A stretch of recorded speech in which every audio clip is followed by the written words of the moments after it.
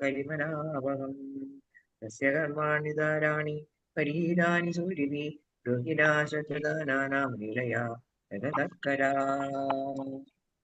അഥാഖ്യാഹി ഹരേ ധീമൻ നവതാരകഥാ ശുഭാ രാമ ഹരേ രാമ രാമ രാമ ഹരേ ഹരേ ഹരേ കൃഷ്ണ കൃഷ്ണ കൃഷ്ണ ഹരേ ഹരേ ഹരേ രാമ ഹരേ രാമ ഉത്തമ ശ്ലോക വിക്രമേ യജ്ഞാനം പാദുഷാഹു പദേ പദേ കൃതവാൻ കില കർമാണി സഹ രാമേണ കേശവാഹ ഹരിമത്യാനി ഭഗവാൻ ഗൂഢ കപടമാനുഷഃ.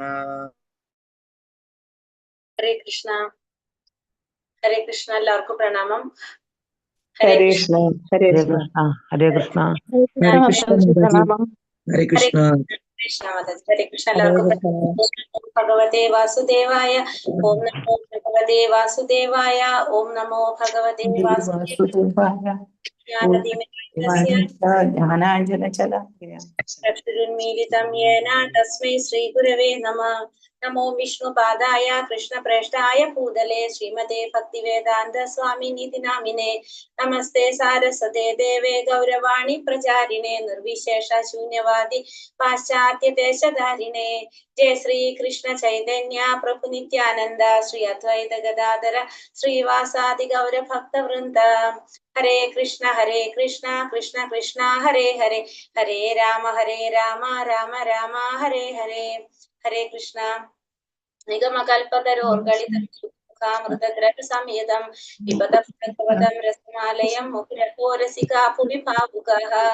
നാരായണം നമസ്കൃത്യം നരം ചൈവ നരോത്തമം സരസ്വതീം വ്യാസം തതോ ജയമുദിരയേത്. നഷ്ടപ്രായേഷു ഭദ്രേഷു നിത്യം ഭാഗവത സേവയ ഭഗവതേ ഉത്തമ ശ്ലോകേ ഭക്തിർഭവതി നൈഷ്ടകീ. കൃഷ്ണായ വാസുദേവായ ദേവകീ നന്ദനായ ച നന്ദഗോപകുമാരായ ഗോവിന്ദായ നമോ നമഃ.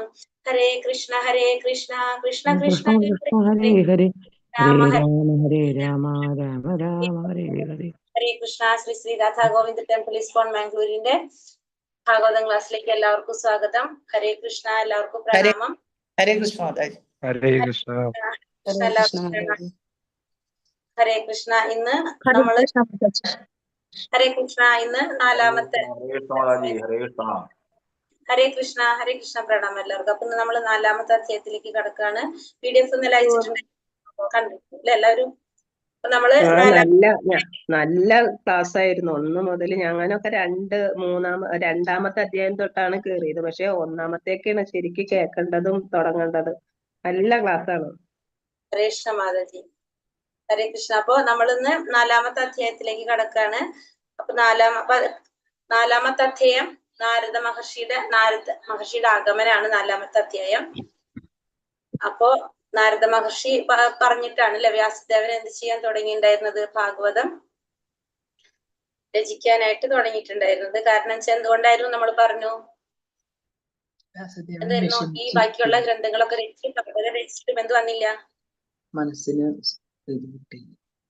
മനസ്സിന് സന്തോഷം വന്നില്ല. അപ്പൊ അതുകൊണ്ടാണ് എന്ത് തുടങ്ങിയത്? ഭാഗവതം രചിക്കാൻ തുടങ്ങി.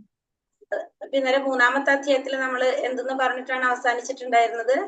മൂന്നാമത്തെ അധ്യായം അവസാനിച്ച ലാസ്റ്റ് ശ്ലോകത്തില് സൂതഗോസ്വാമി പറയുന്നതായിരുന്നു അല്ലെ? സൂതഗോസ്വാമി എന്താ പറഞ്ഞത്? സൂതഗോസ്വാമി അല്ലേ പറഞ്ഞ?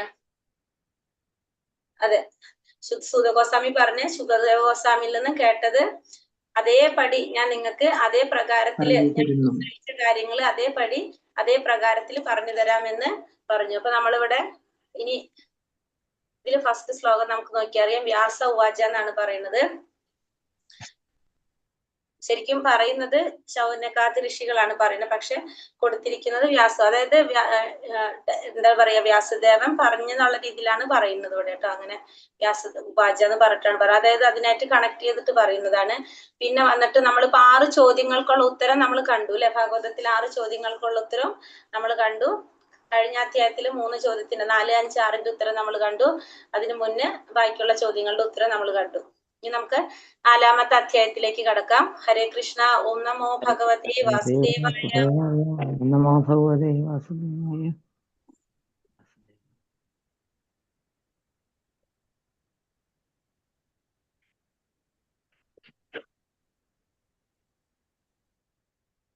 ഹരേ കൃഷ്ണ. വ്യാസ ഉവാച ഇതി ബ്രുവാണം സംസ്തൂയ മുനീനാം ദീർഘസത്രിണാം വൃദ്ധകുലപതി സൂതം ബഹവൃച ശൗനകോ ബ്രവീൽ. ഇതി ബ്രുവാണം സംസ്തൂയ മുനീനാം ദീർഘസത്രിണാം വൃദ്ധകുലപതി സൂതം ബഹവൃച ശൗനകോ ബ്രവീൽ. ഹരേ കൃഷ്ണ.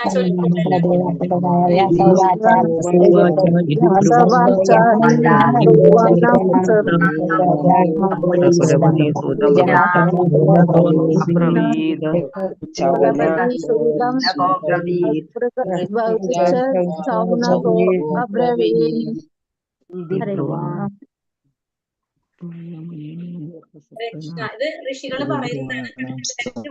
വ്യാസദേവൻ എഴുതിയിരിക്കുന്നത്. ഹരേ കൃഷ്ണ.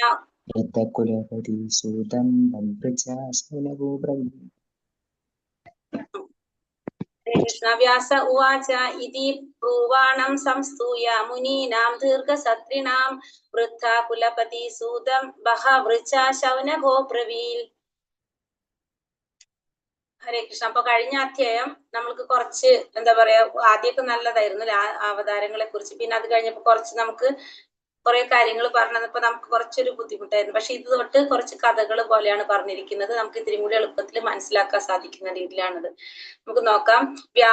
വ്യാസദേവൻ, ഉവാച അരുളി ചെയ്തു, ഇതി അപ്രകാരം, ബ്രുവാണം സംസാരിക്കുന്നു, സംസ്തൂയ പ്രകീർത്തിക്കുന്നു, മുനീനാം ശ്രേഷ്ഠ ഋഷിമാരുടെ, ദീർഘമായ, സത്രിണാം യജ്ഞ നിർവഹണത്തിൽ നിരതരായ, വൃദ്ധനായ, അഗ്രജനായ, കുലപതി സഭനേതാവായ സൂതഗോസ്വാമിക്ക്, ബഹുഋഷ പണ്ഡിതനായ ശൗനക എന്ന നാമത്തിൽ അബ്രവീൽ അഭിസംബോധന ചെയ്തു. വിവർത്തനം ഭാവാർത്ഥം ശ്രീല പ്രഭാത് കി ജയ്. വലുതാക്കാവോ മാതാജി? ഇത് കാണാൻ പറ്റുന്നില്ലേ? ഇല്ല, തീരെ ചെറുതായിട്ടാ കാണുന്നത്. പറയാം ഞാൻ.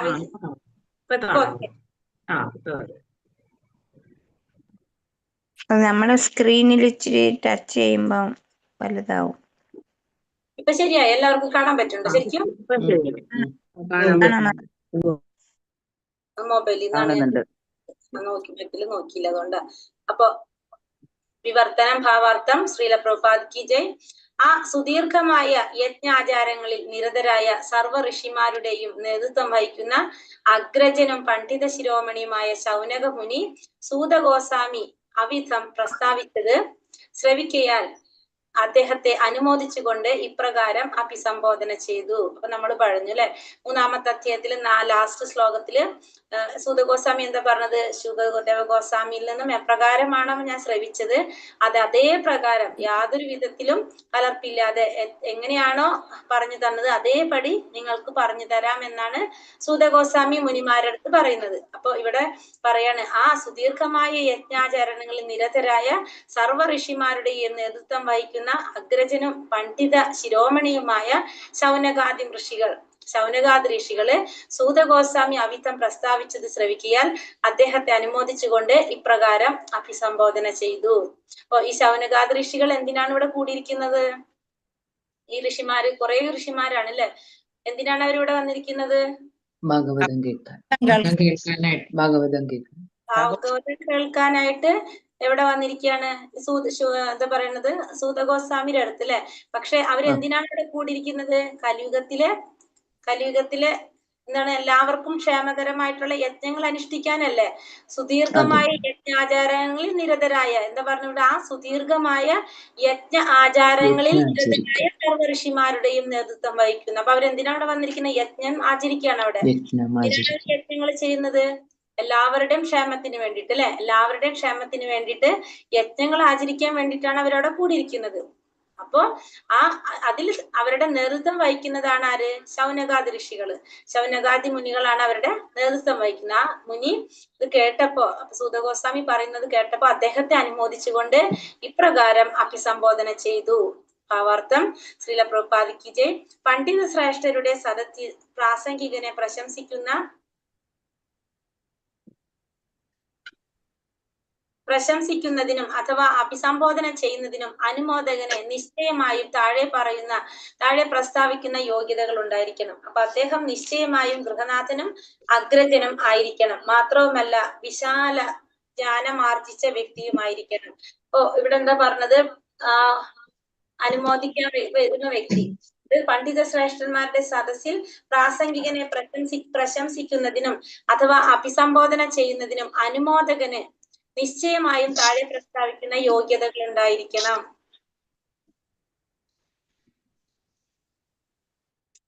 താഴെ പറയുന്ന യോഗ്യതകൾ ഉണ്ടായിരിക്കണം.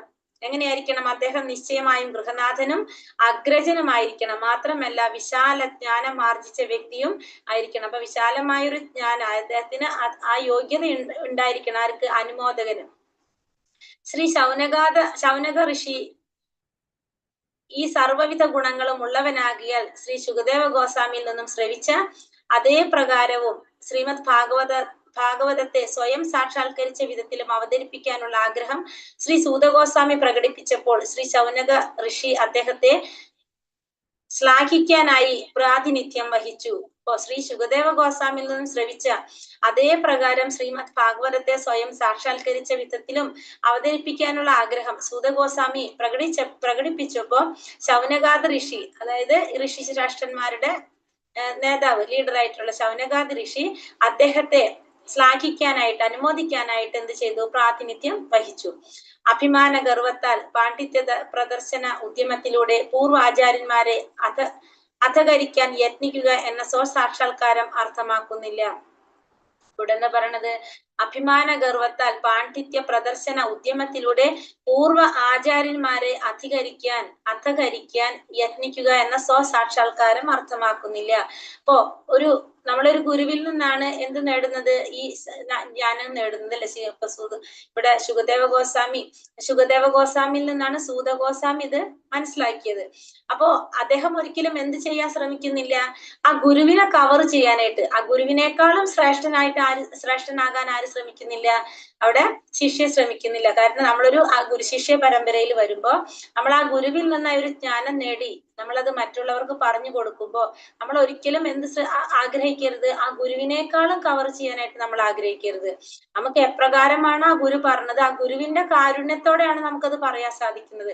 ഒരിക്കലും നമ്മൾ ആരാകുന്നില്ല? ഗുരുവിനേക്കാളും ശ്രേഷ്ഠനാകാനായിട്ട് നമ്മൾ ശ്രമിക്കാനായിട്ട് പാടില്ല. അങ്ങനെ ഇവിടെ എന്ത് പറഞ്ഞ ഒരു വിധത്തിലും ആഗ്രഹം ഇവിടെ പറഞ്ഞ ആചാര്യന്മാരെ അധികരിക്കാൻ യത്നിക്കുക എന്ന് സ്വസാക്ഷാത്കാരം അർത്ഥമാക്കുന്നില്ല. അപ്പൊ ഇവിടെയും അതേപോലെ തന്നെ ഒരിക്കലും സൂതഗോസ്വാമി ഒരിക്കലും ആഗ്രഹിക്കുന്നില്ല? ആ സാക്ഷാത്കാരം, അത് ആചാര്യന്മാരെ അധകരിക്കാൻ യത്നിക്കുക എന്നത് അർത്ഥമാക്കുന്നില്ല ഇവിടെ.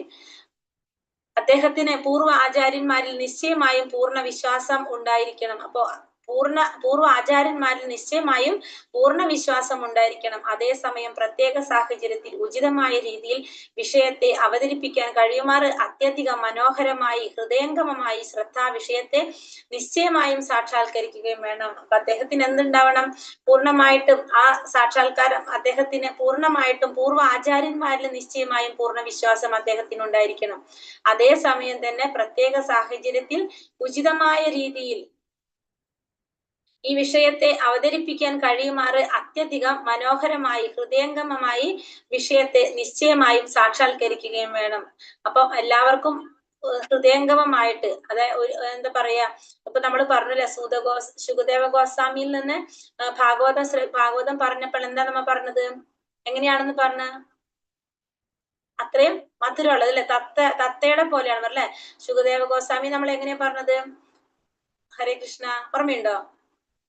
ഒരു ഫലം, മധുരമുള്ള ഫലം കൊത്തി, മാമ്പഴം കൊത്തുന്ന, അതെ പറഞ്ഞത്. നമ്മൾ എത്ര പറഞ്ഞത്? അത്രയും മാധുര്യമായിട്ട്, അതായത് ഒരിക്കലും ഒരാൾക്കും എന്ത് തോന്നാത്ത, വിരസത തോന്നാത്തില്ല, അത്രയും മാധുര്യത്തോടെയാണ് അവതരിപ്പിച്ചത് ശുകദേവ ഗോസ്വാമി അവതരിപ്പിച്ചെന്ന് പറഞ്ഞല്ലേ? അത്രയും മധുരമായിട്ടാണ് ശുകദേവ ഗോസ്വാമിയുടെ അധരങ്ങളിൽ നിന്ന് വന്നത് കൊണ്ടാണ് അതിന് അത്രയും മാധുര്യം എന്നുള്ളത് നമ്മൾ കണ്ടു.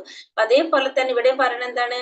അതേസമയം നിശ്ചയമായും ആചാര്യന്മാരിൽ പൂർണ്ണ വിശ്വാസം ഉണ്ടാകണം. അതേസമയം പ്രത്യേക സാഹചര്യത്തിൽ ഉചിതമായ രീതിയിൽ വിഷയത്തെ അവതരിപ്പിക്കാൻ കഴിയുമാർ അത്യധികം മനോഹരമായി ഹൃദയംഗമമായി ശ്രദ്ധാ വിഷയത്തെ നിശ്ചയമായും സാക്ഷാത്കരിക്കുകയും വേണം.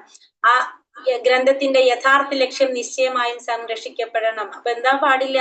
ആ വിഷയത്തിൽ നിന്ന് നമ്മൾ തെന്നിമാറാൻ പോകാതെ ആ വിഷയത്തിന്റെ ലക്ഷ്യം എന്താണോ അത് യഥാർത്ഥമായ രീതിയിൽ ശരിയായ രീതിയിൽ സാക്ഷാത്കരിക്കാനായിട്ട് സാധിക്കണം. അത് സംരക്ഷിക്കപ്പെടണം. എങ്കിലും ശ്രോതാക്കൾക്ക് മനസ്സിലാകും വിധം താല്പര്യം ജനിപ്പിക്കുന്ന രീതിയിൽ ശ്രദ്ധാ വിഷയത്തെ അവതരിപ്പിക്കണം. ഒരു വിഷയം നമ്മൾ എങ്ങനെയാണ് അവതരിപ്പിക്കേണ്ടത് എന്ന് പറഞ്ഞു തരാണ്. അതെങ്ങനെയായിരിക്കണം? ശ്രോതാക്കൾക്ക് മനസ്സിലാകുന്ന വിധത്തിലായിരിക്കണം, അവർക്ക് താല്പര്യം ജനിപ്പിക്കുന്ന രീതിയിലായിരിക്കണം ആ ശ്രദ്ധാ വിഷയത്തെ അവതരിപ്പിക്കേണ്ടത്. എന്നാൽ നിഷ്പ്രഭമായ അർത്ഥം അതിലൊരിക്കലും തിരികെ കയറ്റരുത്. നിഷ്പ്രഭമായ അർത്ഥം അതിലൊരിക്കലും തിരികെ കയറ്റരുത്. എങ്കിൽ സാക്ഷാത്കാരം എന്ന് ഇതിനെ വിശേഷിപ്പിക്കാം. അപ്പൊ ഈ സാക്ഷാത്കാരം എന്നത് വിശേഷിപ്പിക്കാം. അപ്പൊ നമ്മൾ പറഞ്ഞപ്പോ ഈ മഹത് ഗ്രന്ഥങ്ങൾ, ഭാഗവതം പോലുള്ള ഗ്രന്ഥങ്ങൾ പറഞ്ഞു കൊടുക്കുമ്പോൾ എങ്ങനെയാണ് വേണ്ടത്? അത് അത്യധികം മനോഹരമായി ഹൃദയംഗമമായിട്ട് ആ വിഷയത്തെ നിശ്ചയമായും സാക്ഷാത്കരിക്കുകയും വേണം. ആ വിഷയം നമുക്ക് മനസ്സിലാക്കുകയും വേണം. നമ്മൾ നന്നായിട്ട് മനസ്സിലാക്കിയിട്ട് വേണം അത് പറഞ്ഞു കൊടുക്കാനായിട്ട്. പിന്നെ ആ യഥാർത്ഥ ലക്ഷ്യം, ആ ഗ്രന്ഥത്തിന്റെ യഥാർത്ഥ ലക്ഷ്യം സംരക്ഷിക്കപ്പെടണം. ശ്രോതാക്കൾക്ക് മനസ്സിലാക്കുന്ന വിധമായിരിക്കണം, താല്പര്യം ജനിപ്പിക്കുന്ന രീതിയിലായിരിക്കണം ശ്രദ്ധാവിഷയം അവതരിപ്പിക്കേണ്ടത്. മാത്രമല്ല നിഷ്പ്രഭമായിട്ടുള്ള അർത്ഥം അതിലൊരിക്കലും തിരികെ കയറ്റാൻ പാടില്ല. എങ്കിൽ നമുക്ക് എന്ത് സാധിക്കും? സാക്ഷാത്കാരം എന്നതിനെ വിശേഷിപ്പിക്കാം. സഭാ നേതാവായ ശൗനക ഋഷിക്ക് പ്രാസംഗികനായ ശ്രീ സൂതഗോസ്വാമിയുടെ യഥാതീതം, യഥാമതി എന്നീ പദ ഉച്ചാരണത്തിൽ നിന്ന് മാത്രം അദ്ദേഹത്തിന്റെ മൂല്യനിർണയത്തിന് സാധ്യമാകുന്നു. അപ്പൊ കഴിഞ്ഞ ശ്ലോകത്തില് പറഞ്ഞ രണ്ട് വാക്കുകളാണ് അല്ലെ, 44-ാമത്തെ ശ്ലോകത്തില് പറഞ്ഞ രണ്ട് വാക്കുകളാണ്. യഥാതീതം, ആ ശ്ലോകത്തിൽ എന്താ പറഞ്ഞത്? യഥാതീതം യഥാമതി.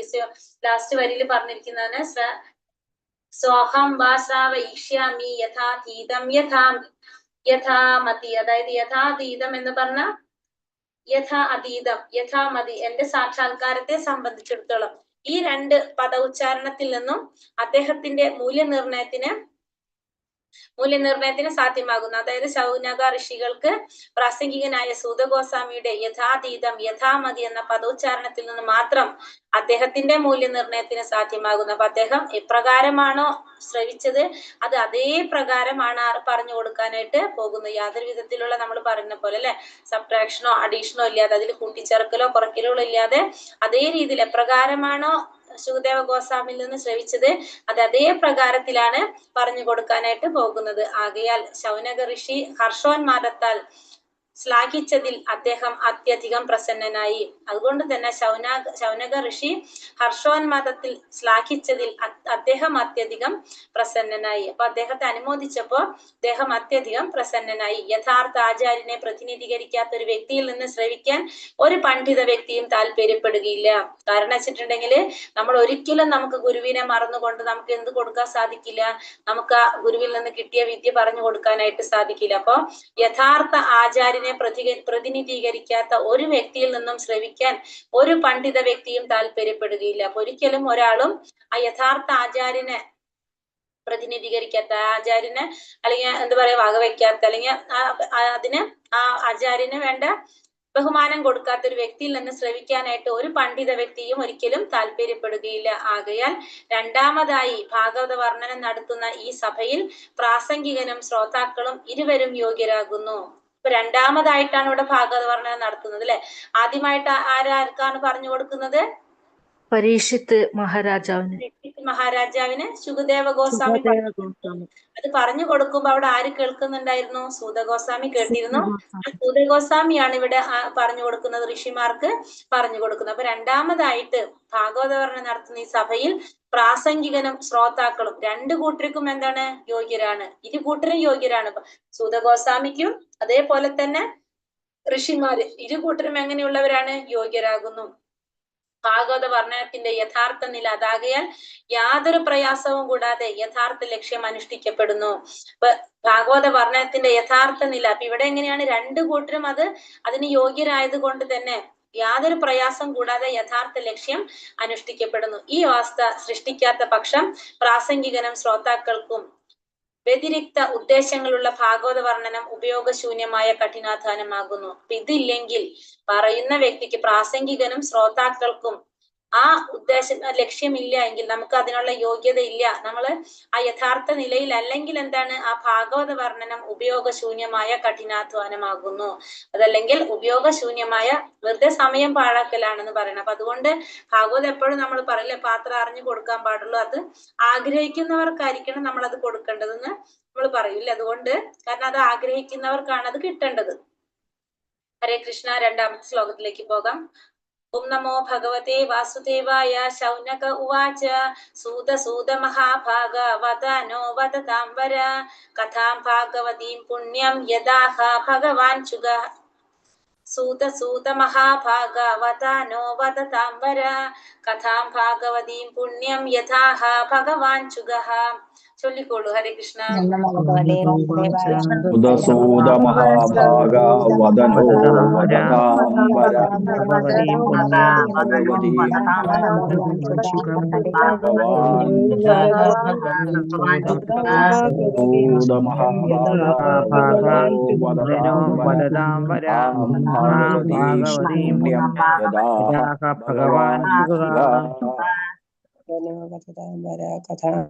കൃഷ്ണ. ശൗനക ഉവാച സൂത സൂത മഹാഭാഗ വദനോ വദതാം വര കഥാം ഭാഗവതീം പുണ്യം യദാഹ ഭഗവാൻ ചുഗഃ. ശൗനക ശൗനക ഉവാച അരുളി ചെയ്തു. സൂത സൂത ഓ സൂത ഗോസ്വാമി. മഹാഭാഗ മഹാഭാഗ്യവാനായ. വദ ദയവായി അരുളി ചെയ്താലും. ന ഞങ്ങൾക്ക്. വദതാം വർണ്ണിക്കാൻ കഴിവുള്ള അങ്ങ്. വര ബഹുമാന്യരായ. കഥാം സന്ദേശം. ഭാഗവതി ഭാഗവതത്തിന്റെ. പുണ്യം പുണ്യമായ. യൽ ഏത്. ആഹ പ്രസ്താവിച്ചു. ഭഗവാൻ മഹാശക്തിമത്തായ. ശുഗ ശ്രീ ശുഗദേവ ഗോസ്വാമി. വിവർത്തനം ഭാവാർത്ഥം. ശ്രീല പ്രഭുപാദ് കി ജയ്. വിവർത്തനം. ശൗനക ഋഷി അരുളി ചെയ്തു. അല്ലയോ സൂത ഗോസ്വാമി, സംവേദിക്കാനും വർണ്ണിക്കാനും കഴിവുള്ള സർവരിലും ആദരണീയനും മഹാഭാഗ്യവാനുമാണ് അങ്ങ്. ശ്രേഷ്ഠനും പ്രഭവാശാലിയുമായ ശുഗദേവ ഗോസ്വാമിയാൽ വർണ്ണിക്കപ്പെട്ട ശ്രീമദ് ഭാഗവത പുണ്യ സന്ദേശങ്ങളെ ദയവായി വിശദീകരിച്ചാലും. അപ്പൊ ശൗനക ഋഷി അരുളി ചെയ്തു. ശൗനക ഋഷി പറയാണ്, അല്ലയോ സൂത ഗോസ്വാമി, സംവേദിക്കാനും വർണ്ണിക്കാനും കഴിവുള്ള ഏവരിലും ആദരണീയനും മഹാഭാഗ്യവാനുമാണ് അങ്ങ്. അപ്പൊ അങ്ങ് എങ്ങനെയാണ് സൂത ഗോസ്വാമിയെ കുറിച്ച് പറയണത്? അപ്പൊ നമ്മളിപ്പോ ഒരു സ്ഥലത്ത്, നമ്മളിപ്പോ എന്താണ്, ഒരു ഫംഗ്ഷൻ നടക്കുകയാണല്ലോ, ഇപ്പൊ ഒരു കോളേജിലോ ഏതെങ്കിലും ഒരു സ്ഥലത്ത്, വിശേഷപ്പെട്ട ഒരു സ്ഥലത്ത് ഒരു പ്രോഗ്രാം നടക്കുമ്പോൾ അവിടെ നമുക്കൊരു ചീഫ് ഗസ്റ്റ് ഉണ്ടാവില്ല, ഒരു വിശിഷ്ടാതിഥി വരും. ആ വിശിഷ്ടാതിഥിയെ നമ്മൾ എന്ത് ചെയ്യും? ആദ്യം തന്നെ നമ്മളൊന്ന് ഇൻട്രോഡ്യൂസ് ചെയ്യും. നമ്മൾ എന്താണ്, അത് ആങ്കർ ഉണ്ടാവും. അപ്പൊ നമ്മൾ എന്ത് ചെയ്യും? അവരെ കുറിച്ച്, അവരെ പ്രത്യേകതകൾ എന്താണ്, അല്ലെങ്കിൽ അവരെ കുറിച്ച്, കാരണം എല്ലാവർക്കും അവരെ കുറിച്ച് അറിയണമെന്നില്ല. അപ്പൊ നമ്മൾ എന്ത് ചെയ്യും?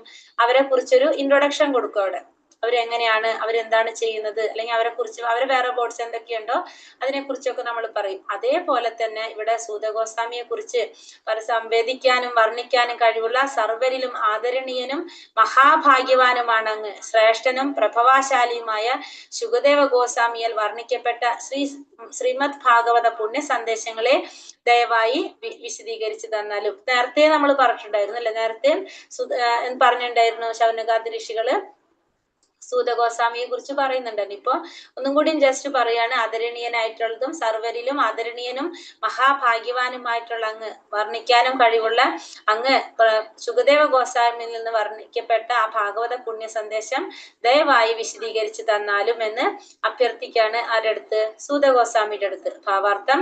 ശുഗദേവ ഗോസ്വാമിയിൽ വർണ്ണിക്കപ്പെട്ട ശ്രീമദ് ഭാഗവത ഗ്രന്ഥ ശ്രവണത്തിനും സഭാംഗങ്ങൾ അത്യധികം വ്യഗ്രരാകിയാൽ അതിരേകമായ സന്തോഷത്താൽ ശൗനക ഗോസ്വാമിയുടെ സൂത ഗോസ്വാമിയെ 2 പ്രാവശ്യം അഭിസംബോധന ചെയ്തു. ഇപ്പൊ ശുഗദേവ ഗോസ്വാമിയിൽ നിന്ന് വർണ്ണിക്കപ്പെട്ട ശ്രീമദ് ഭാഗവത ഗ്രന്ഥ ശ്രവണത്തിനും സഭാംഗങ്ങൾ അത്യധികം വ്യഗ്രരാകിയാൽ അതിരേകമായ സന്തോഷത്താൽ ശൗനക ഗോസ്വാമി ഇവിടെ സൂത ഗോസ്വാമിയെ 2 പ്രാവശ്യം അഭിസംബോധന ചെയ്തു. അപ്പൊ അവര് അത്രയും താല്പര്യത്തോടെയാണ് എന്ത് കേൾക്കാനിരിക്കുന്നത്? ഭാഗവതം കേൾക്കാനിരിക്കുന്നത്. ശുഗദേവ ഗോസ്വാമിയിൽ നിന്ന് കേട്ട ഭാഗവതം സൂത ഗോസ്വാമിയിലൂടെ അവർ കേൾക്കാനായിട്ട് അത്രയും താല്പര്യത്തോടെയാണ് താല്പര്യത്തോടെയാണ് അവരിയ്ക്കുന്നത്. ആ താല്പര്യം കൊണ്ട് അവരെന്താ പറഞ്ഞ അതിരേകമായ സന്തോഷം കൊണ്ട് 2 പ്രാവശ്യം അഭിസംബോധന ചെയ്തു എന്ന് പറയാണ്. സ്വലക്ഷ്യങ്ങൾക്ക് അനുയോജ്യമാം വിധം സ്വന്തം രീതിയിൽ ആഖ്യാനം ചെയ്യുന്ന വ്യാജനായ വ്യക്തിയിൽ നിന്നും ശ്രവിക്കാൻ അവർക്ക് താല്പര്യമില്ല. സാധാരണ ഭാഗവത ആഖ്യാതാക്കൾ എന്നറിയപ്പെടുന്നവർ പരമപുരുഷന്റെ അതീന്ദ്രിയമായ വ്യക്തിഗത കർമ്മങ്ങളിൽ പ്രവേശിക്കാൻ സാധ്യമല്ലാത്ത പണ്ഡിത നിർവ്യക്തികവാദികൾ എന്നറിയപ്പെടുന്നവരോ ഭാഗവത പാരായണം തൊഴിലായി സ്വീകരിച്ചവരോ ആയിരിക്കും. ഇപ്പൊ ഇവിടെ എന്താ പറയുന്നത്? സ്വലക്ഷ്യങ്ങൾക്ക് അനുയോജ്യമാം വിധം സ്വന്തം രീതിയിൽ ആഖ്യാനം ചെയ്യുന്ന വ്യാജനായ വ്യക്തിയിൽ നിന്നും ശ്രവിക്കാൻ ആരും അവർക്ക് താല്പര്യമില്ല. അപ്പൊ ഒരിക്കലും ഭാഗവതം ഇവർക്ക് ആരിൽ നിന്ന് കേൾക്കാൻ താല്പര്യമില്ല? സ്വന്തം രീതിയിൽ ആഖ്യാനം ചെയ്യുന്ന വ്യാജനായ വ്യക്തികളിൽ നിന്ന് ശ്രവിക്കാനായിട്ട് അവർക്ക് താല്പര്യമില്ല. ഗുരുവിൽ നിന്ന്, ഗുരുപരമ്പരയിൽ നിന്ന് വരുന്ന വ്യക്തികളിൽ നിന്ന് ശ്രവിക്കാനാണ് ഋഷികള് ആഗ്രഹിക്കുന്നത്. സാധാരണ ഭാഗവത ആഖ്യാതാക്കൾ എന്നറിയപ്പെടുന്നവർ എങ്ങനെയാണ്? പരമപുരുഷന്റെ അതീന്ദ്രിയമായ വ്യക്തിഗത കർമ്മങ്ങളിൽ പ്രവേശിക്കാൻ സാധ്യമല്ലാത്ത പണ്ഡിത നിർവ്യക്തികവാദികൾ എന്നറിയപ്പെടുന്നവരോ ഭാഗവത പാരായണം തൊഴിലായി സ്വീകരിച്ചവരായിരിക്കും. സാധാരണ ഭാഗവത ആഖ്യാതാക്കള് എങ്ങനെയുള്ളവരാണ്? നമുക്കറിയാലോ, കുറെ പേര് ഭാഗവതം ചില സ്ഥലത്ത് സപ്താഹമൊക്കെ നടക്കുമ്പോൾ നമ്മൾക്ക് അറിയാൻ സാധിക്കും. അതില് നമ്മൾ നേരത്തെ പറഞ്ഞ പോലെ അതിന്റെ യഥാർത്ഥ ലക്ഷ്യം എന്താണോ അതിൽ നിന്ന് മാറിയിട്ടായിരിക്കും അവിടെ നടക്കുന്നത്. കാരണം ആ കേൾക്കാനിരിക്കുന്നവരുടെ പ്രീതി സമ്പാദിക്കുക എന്നുള്ളതാണ് അവിടെ ലക്ഷ്യം വരുന്നത്. കാരണം ഏത് രീതിയിലാണ് അവർക്ക് സന്തോഷം നൽകാൻ സാധിക്കുക ആ രീതിയിലാണ് അവിടെ എന്ത് നടക്കുന്നത്? ആ ഭാഗവതത്തിന്റെ വർണ്ണന നടക്കുന്നത്. എല്ലാവരും നല്ല പറയണത് പൊതുവെ മിക്ക സ്ഥലത്തും. കാരണം എന്താണ്? ആ വ്യക്തി എന്ന് വെച്ചാൽ അതൊരു തൊഴിലായി സ്വീകരിച്ച വ്യക്തിയാണ്. അപ്പൊ ആ വ്യക്തി തൊഴിലായി സ്വീകരിച്ച വ്യക്തിയാവുമ്പോൾ അത് കേൾക്കുന്നവർക്ക് പ്രിയകരമായ രീതിയിലാണ് അത് അവതരിപ്പിക്കുന്നത്. എങ്കിൽ മാത്രമേ വീണ്ടും എന്ത് സാധിക്കുള്ളൂ? അവർക്ക് അവിടെ വരാനും ചെയ്യാനും സാധിക്കുള്ളൂ. അപ്പൊ അതുകൊണ്ട് എങ്ങനെയാണോ നമ്മൾ ആഗ്രഹിക്കുന്നത് ആ രീതിയിലാണ് നമുക്കത് തരുന്നത്. പക്ഷെ അതിന്റെ യഥാർത്ഥ ലക്ഷ്യം അവിടെ എന്ത് വരുന്നില്ല? അവിടെ അവതരിക്കപ്പെടുന്നില്ല. അപ്പൊ അതുകൊണ്ട് തന്നെ അങ്ങനെ തൊഴിലായി സ്വീകരിച്ചവര് അല്ലെങ്കിൽ നിർവ്യക്തിഗതവാദികള് അവരൊക്കെ എന്നറിയപ്പെടുന്നവര് അതീന്ദ്രിയമായ വ്യക്തിഗത കർമ്മങ്ങളിൽ പ്രവേശിക്കാൻ സാധ്യമല്ലാത്ത വ്യക്തിഗതവാദികൾ എന്നറിയപ്പെടുന്നവരോ ഭാഗവത പാരായണം തൊഴിലായി സ്വീകരിച്ചവരായിരിക്കും ഈ ഭാഗവത വ്യാഖ്യാതാക്കൾ എന്ന് അറിയപ്പെടുന്നവര്. അത്തരം നിർവ്യക്തിഗതവാദികൾ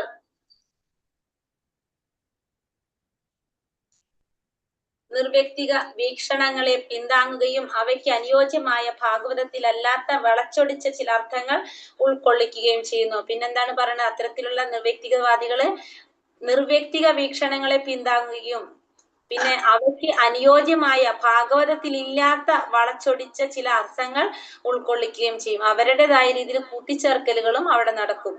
പിന്നെന്താണ്? എന്നാൽ ഭാഗവത പാരായണം തൊഴിലായി സ്വീകരിച്ചവരാകട്ടെ നേരെ ദശമസ്കന്ധത്തിലേക്ക് കടക്കും. അപ്പൊ 2 കൂട്ടരെ കുറിച്ച് അവിടെ പറഞ്ഞു. ഒന്ന് നിർവ്യക്തിഗതവാദികള്. ആ നിർവ്യക്തിഗതവാദികൾ എന്താണ്? അവരെ വീക്ഷണം എപ്പോഴെങ്ങനെയാണ്?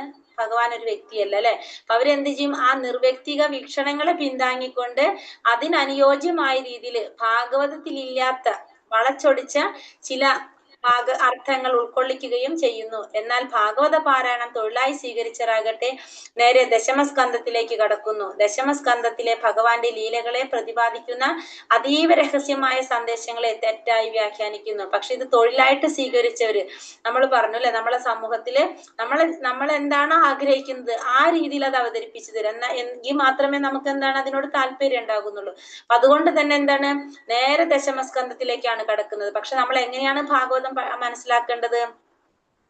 എങ്ങനെയാണ് ഭാഗവതം പഠിക്കാനുള്ള നമ്മളെ യോഗ്യത പറയുന്നത്? എങ്ങനെയാണ്? ഏത് രീതിയിലായിരിക്കണം നമ്മൾ ഭാഗവതം അഭ്യസിക്കേണ്ടത്? പാദം മുതൽ, അതായത് ആദ്യത്തെ സ്കന്ധം മുതൽ അല്ലെ? ആദ്യത്തെ സ്കന്ധം മുതൽ നമ്മൾ 1-ാമത്തെ അധ്യായം തൊട്ട് ആദ്യത്തെ 12 സ്കന്ധങ്ങളാണുള്ളത്. അപ്പൊ ആദ്യത്തെ സ്കന്ധം തൊട്ട് തന്നെ നമ്മൾ പഠിച്ചു വരണം. എവിടെ നിന്ന് കേട്ടാലും നമുക്ക് നല്ലതാണ്. കാരണം ഇതൊക്കെ അതിന്റെ ലക്ഷ്യം നമുക്ക് കിട്ടും. കൽക്കണ്ടം പോലെയാണെന്ന് പറഞ്ഞാൽ നമ്മൾ ഭാഗവതം എന്ന് പറഞ്ഞ കൽക്കണ്ടം പോലെയാണ്. എവിടെ നിന്ന് രുചിച്ചാലും നമുക്ക് അതിന് മധുരാണ്. പക്ഷെ ആ ഒരു സിസ്റ്റം ആയിട്ട് പറയുകയാണെങ്കിൽ എന്താണ്? 1-ാമത്തെ തൊട്ട് തന്നെ നമ്മൾ ചെയ്യണം എന്നാ പറയുന്നത്. അപ്പൊ ഭാഗവത പാരായണം തൊഴിലായിട്ട് സ്വീകരിച്ചവരോ നേരെ ദശമസ്കന്ധത്തിലേക്ക് കടക്കും. ദശമസ്കന്ധത്തിലെ ഭഗവാന്റെ ലീലകളെ പ്രതിപാദിക്കുന്ന അതീവ രഹസ്യമായ സന്ദേശങ്ങളെ തെറ്റായി വ്യാഖ്യാനിക്കുന്നു. അപ്പൊ നേരെ 10-ാമത്തെ സ്കന്ധത്തിലേക്കാണ് ആര് കടക്കുന്നത്?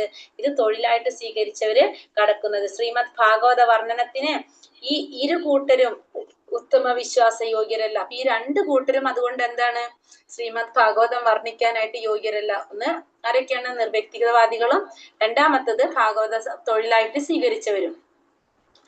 ശുകദേവ ഗോസ്വാമിയുടെ മാർഗനിർദ്ദേശത്തിൽ ശ്രീമദ് ഭാഗവതം അവതരിപ്പിക്കാൻ പരിശീലനം ലഭിച്ചവരും ശുകദേവ ഗോസ്വാമിയെയും അദ്ദേഹത്തിന്റെ പ്രതിനിധികളെയും ശ്രവിക്കാൻ തയ്യാറായവരും മാത്രമാണ് ശ്രീമദ് ഭാഗവതത്തിന്റെ അതീന്ദ്രിയ ചർച്ചയ്ക്ക് ഉത്തമ വിശ്വാസ യോഗ്യരായവർ. അപ്പൊ ശുകദേവ ഗോസ്വാമിയുടെ മാർഗനിർദ്ദേശത്തിൽ എന്താണ് ശ്രീമദ് ഭാഗവതം അവതരിപ്പിക്കാൻ പരിശീലനം ലഭിച്ചവര്, അതായത് ഒരു ഗുരുവിൽ നിന്ന് ശരിയായ രീതിയിലാണ് പരിശീലനം ലഭിച്ചവര് ശുകദേവ ഗോസ്വാമിയെയും അദ്ദേഹത്തിന്റെ പ്രതിനിധികളെയും ശ്രവിക്കാൻ തയ്യാറായവര്.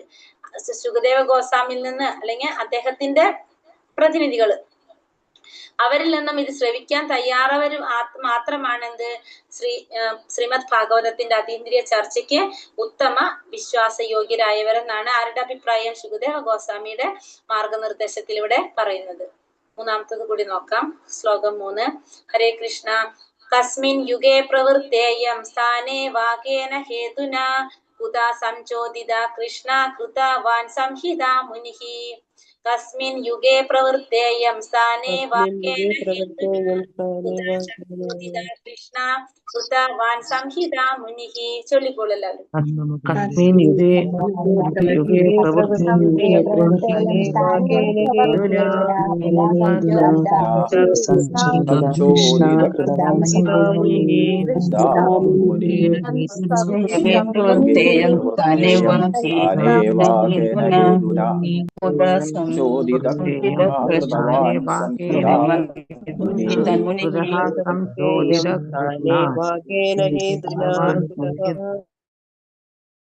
കസ്മിൻ യുഗേ പ്രവൃത്തേയം സ്ഥാനേ വാകേന ഹേതുന കൃതാ സംചോദിത കൃഷ്ണ കൃതവാൻ സംഹിത മുനിഹി. കസ്മിൻ ഏതിന്റെ, യുഗേ യുഗം, പ്രവൃത്ത ആരംഭിച്ചു കഴിഞ്ഞു, ഈയം ഈ, സ്ഥാനെ ഈ സ്ഥലത്തിൽ, വ അല്ലെങ്കിൽ കേന എന്തിന്റെ, ഹേതുന അടിസ്ഥാനത്തിൽ, കൃത ഏതിൽ നിന്നോ, സംചോദിത പ്രചോദിക്കയാൽ, കൃഷ്ണ കൃഷ്ണ ദ്വൈപായന വ്യാസ കൃതവാൻ രചിച്ചു, സംഹിതാം വേദസാഹിത്യം, മുനിഹി വിദ്വാൻ. വിവർത്തനം പവാർത്ഥം ശ്രീല പ്രഭുപാദ് കി ജയ്. ഏത് യുഗത്തിലാണ്, ഏത് സ്ഥലത്താണ് ഇത് പ്രഥമമായി ആരംഭം കൊണ്ടത്? എന്തുകൊണ്ടാണ് ഇതിനെ കയ്യേൽക്കപ്പെട്ടത്? ഉത്കൃഷ്ട ഋഷിയായ കൃഷ്ണ ദ്വൈപായന വ്യാസന് ഈ സാഹിത്യ രചനയ്ക്കുള്ള പ്രചോദനം ലഭിച്ചത് എവിടെ നിന്നാണ്? അപ്പൊ ഏത് യുഗത്തില് ഏത് സ്ഥലത്താണ് ഇത് പ്രധാനമായി ആരംഭം കൊണ്ടത്? എന്തുകൊണ്ടാണ് ഇതിനെ കയ്യേൽക്കപ്പെട്ടത്? പിന്നെ ഉത്കൃഷ്ട ഋഷിയായ കൃഷ്ണ ദ്വൈപായന വ്യാസൻ ഈ സാഹിത്യം രചനയ്ക്കുള്ള പ്രചോദനം ലഭിച്ചത് എവിടെ നിന്നാണ്? അപ്പൊ വ്യാസദേവന്റെ പേരാണ് ഈ പറയുന്നത്. കൃഷ്ണ ദ്വൈപായന വ്യാസൻ എന്നാണ് ശരിയായ പേര്. ഇവിടെ എന്തൊക്കെ ചോദിക്കുന്നത്? ഏത് യുഗത്തിലാണ്, ഏത് സ്ഥലത്താണ് ഇത് പ്രധാനമായി ആരംഭം കൊണ്ടത്? എന്തുകൊണ്ടാണ് ഇതിനെ കയ്യേൽക്കപ്പെട്ടത്? പിന്നെ ഉത്കൃഷ്ട ഋഷിയായ കൃഷ്ണ ദ്വൈപായന വ്യാസന് ഈ സാഹിത്യ രചനയ്ക്കുള്ള പ്രചോദനം ലഭിച്ചത് എവിടെ നിന്നാണ്? ഭാവാർത്ഥം ശ്രീല പ്രഭുപാദ് കി ജയ്. ശ്രീല വ്യാസദേവന്റെ സവിശേഷമായ സംഭാവനയാണ് ശ്രീമദ് ഭാഗവതം. ആകയാൽ പണ്ഡിതനായ ശൗനക മുനി ആരായുന്നു? നിരവധി അന്വേഷണങ്ങൾ ഇതിലുണ്ട്. അപ്പൊ വ്യാസദേവന്റെ സവിശേഷമായ ഒരു സംഭാവനയാണെന്ത്? ശ്രീമദ് ഭാഗവതം എന്ന് പറയുന്നത്. വ്യാസദേവന്റെ ശരിക്കും പേരെന്ത് പറഞ്ഞ? കൃഷ്ണ ദ്വൈപായന വ്യാസൻ. ആകയാൽ പണ്ഡിതനായ ശൗനക മുനി ആരായുന്ന നിരവധി അന്വേഷണങ്ങൾ ഇതിലുണ്ട്. അപ്പൊ കുറെ അന്വേഷണങ്ങൾ ആര് ചോദിക്കുന്നുണ്ട് ഇവിടെ? ശൗനക ഋഷികള് ചോദിക്കുന്നുണ്ട്. ദ്വിജന്മ വ്യക്തികൾക്കും അധപതിച്ച കുടുംബാംഗങ്ങൾക്കും ശൂദ്രർക്കും അല്പജ്ഞാനികളായ സ്ത്രീകൾക്കും മനസ്സിലാകുന്നതിനായി മഹാഭാരതം വരെ വേദഗ്രന്ഥങ്ങൾ നിരവധി രീതിയിൽ വ്യാസദേവൻ പൂർവമായി രചിച്ചിട്ടുണ്ടെന്ന് അവർക്ക് അറിവുള്ളതാണ്. ലൗകികമായ യാതൊന്നുമായി സംബന്ധമില്ലാത്തവയാകയാൽ അവയേക്കാളൊക്കെ അതീന്ദ്രിയമായതാണ് ശ്രീമദ് ഭാഗവതം. ആകയാൽ അന്വേഷണങ്ങളൊക്കെ വളരെ ബുദ്ധിപരവും സംഗതവുമാണ്. അപ്പൊ ഇവിടെ ചോദിക്കുന്ന ചോദ്യങ്ങളൊക്കെ എന്താണ്? ബുദ്ധിപരമായിട്ടുള്ളതാണ് പറയുന്നത്. എങ്ങനെയാണ്? ദ്വിജന്മ വ്യക്തികൾക്കും പിന്നെ അധപതിച്ച കുടുംബാംഗങ്ങൾക്കും ശൂദ്രർക്കും അല്പജ്ഞാനികളായ സ്ത്രീകൾക്കും ഒക്കെ മനസ്സിലാക്കുന്നതിനായിട്ട് മഹാഭാരതം വരെ വേദഗ്രന്ഥങ്ങൾ, നിരവധി ഗ്രന്ഥങ്ങൾ വ്യാസദേവൻ രചിച്ചിട്ടുണ്ടെന്നെല്ലാം അറിയാം, അവർക്കറിയാമെന്നാണ്. പിന്നെ മാതാജി ദ്വിജന്മ എന്ന് പറഞ്ഞ ദ്വിജന്മ വ്യക്തി എന്ന് പറഞ്ഞാൽ ബ്രാഹ്മണരല്ലേ? ബ്രാഹ്മണരില് എന്താ പറയാ, ബ്രാഹ്മണര് അതാണ് പറയുന്നത് കേട്ടോ. ദ്വിജന്മ വ്യക്തികൾക്കും അധപതിച്ച കുടുംബങ്ങൾക്കും പിന്നെ അതാണ് ശൂദ്രർക്കും അല്പജ്ഞാനികളായ സ്ത്രീകൾക്കും മനസ്സിലാക്കുന്നതിനായി മഹാഭാരതം വരെ വേദഗ്രന്ഥങ്ങൾ നിരവധി രീതിയിൽ വ്യാസദേവൻ പൂർവമായി രചിച്ചിട്ടുണ്ടെന്ന് അവർക്ക് അറിവുള്ളതാണ്. ലൗകികമായ യാതൊന്നുമായി സംബന്ധമില്ലാത്തവയാകിയാൽ അവയേക്കാളൊക്കെ അതീന്ദ്രിയമാണ് ശ്രീമദ് ഭാഗവതം. ശ്രീമദ് ഭാഗവതം എന്ന് പറയുന്നത് ലൗകികമായിട്ട് യാതൊന്നും തന്നെ സംബന്ധമില്ലാത്തതാണ്. ഈ ഭാഗവതത്തിൽ ആരാണ്? ഭഗവാനെ കുറിച്ചും ഭഗവാന്റെ ശുദ്ധ ഭക്തന്മാരുമാണല്ലേ അതില്.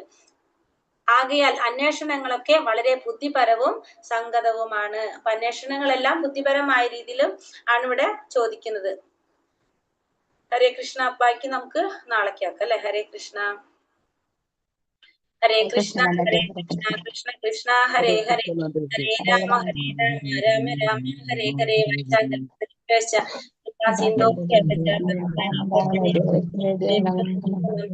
अनंत कोटि वैष्णव वृद्धि की जय। श्रील प्रभुपाद की जय। गुरुदेव की जय। निताय गौर प्रेमानंदे। हरि हरि बोल। ഹരേ കൃഷ്ണ. हरे कृष्णा। എല്ലാവർക്കും നന്ദി. ഹരേ കൃഷ്ണ. ഹരേ കൃഷ്ണ മാതാജി.